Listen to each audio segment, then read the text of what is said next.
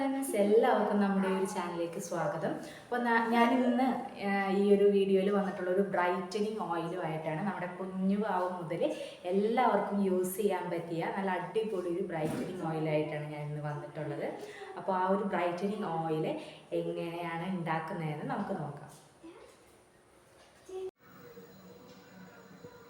അപ്പോൾ അതേ ഓയിലിനായിട്ട് ഞാൻ ക്യാരറ്റും പപ്പായയും നല്ല ചെറുതാക്കി അരിഞ്ഞെടുത്തിട്ടുണ്ട്. അപ്പോൾ രണ്ടും കൂടി മിക്സിയിലിട്ട് വെള്ളം ചേർക്കാതെ അരച്ചെടുക്കണം കേട്ടോ. വെള്ളം ചേർക്കാതെ നല്ല പേസ്റ്റാക്കി തരി ഒന്നും ഇല്ലാണ്ട് അരച്ചെടുക്കാം. ചീനച്ചട്ടി ചൂടായിട്ട് വരുമ്പോൾ അതിലേക്ക് നമുക്ക് വെളിച്ചെണ്ണ, ഞാൻ മില്ലിലാട്ടിയ വെളിച്ചെണ്ണയാണ് എടുത്തിട്ടുള്ളത്. 1/2 കിലോ മേടിച്ചിട്ടുണ്ട്.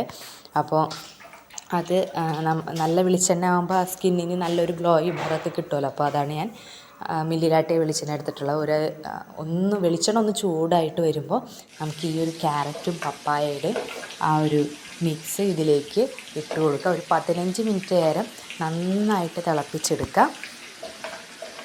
അപ്പോൾ ആ ഒരു 15 മിനിറ്റ് കഴിഞ്ഞ് നമുക്ക് ആ ഒരു ലോ ഫ്ലെയിമിലിട്ട് വേണം തിളപ്പിച്ചെടുക്കാനായിട്ട്. ആ ഒരു സ്മെല്ല് വരും, കാച്ചിയ ആ ഒരു വെളിച്ചെണ്ണയുടെ സ്മെല്ല് വരും. അത് മാത്രമല്ല, ഒരു ഓറഞ്ച് ഷെയ്ഡായിട്ട് വരും നമ്മുടെ ആ ഒരു വെളിച്ചെണ്ണ. അപ്പോൾ നന്നായിട്ട് അത് തിളപ്പിച്ചെടുക്കുക. ഓറഞ്ചല്ല, പപ്പായയുടെയും ക്യാരറ്റിൻ്റെയും ഗുണങ്ങൾ നമ്മൾ പറയേണ്ട ആവശ്യമില്ല. സ്കിന്നിന് ഏറ്റവും ബ്രൈറ്റനിങ് കിട്ടുന്ന അത് നമ്മൾ ജ്യൂസായിട്ട് കുടിക്കും, ഫേസിലും അപ്ലൈ ചെയ്യും.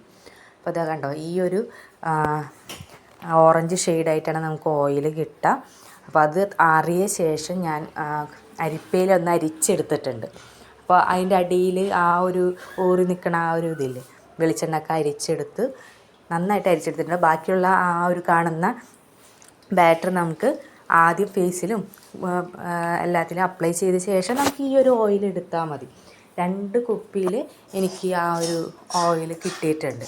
അത്യാവശ്യം നാൾ യൂസ് ചെയ്യാനൊക്കെ പറ്റണ വിധത്തിലൊക്കെ എനിക്ക് കിട്ടിയിട്ടുണ്ട്.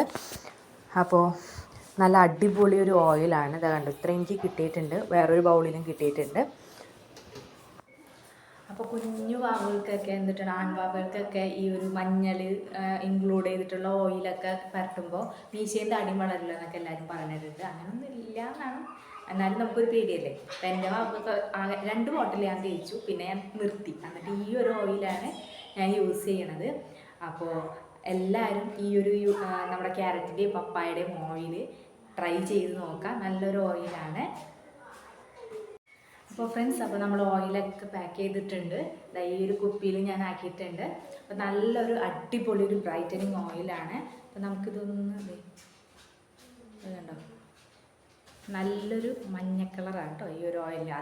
ആ ഒരു ക്യാരറ്റിൻ്റെയും പപ്പായയുടെയൊക്കെ നല്ല അടിപൊളി ഒരു കളർ കിട്ടിയിട്ടുണ്ട്.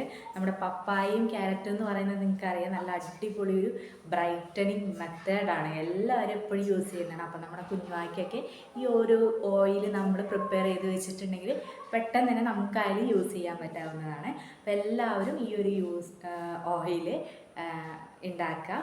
അപ്പോൾ നമ്മുടെ ഈ ഒരു ചാനൽ ഇഷ്ടപ്പെടുകയാണെങ്കിൽ ലൈക്ക് ചെയ്യുക, ഷെയർ ചെയ്യുക, സബ്സ്ക്രൈബ് ചെയ്യുക. മറ്റൊരു വീഡിയോയുമായിട്ട് അടുത്തൊരു വീഡിയോയിൽ കാണാം. Okay, bye bye.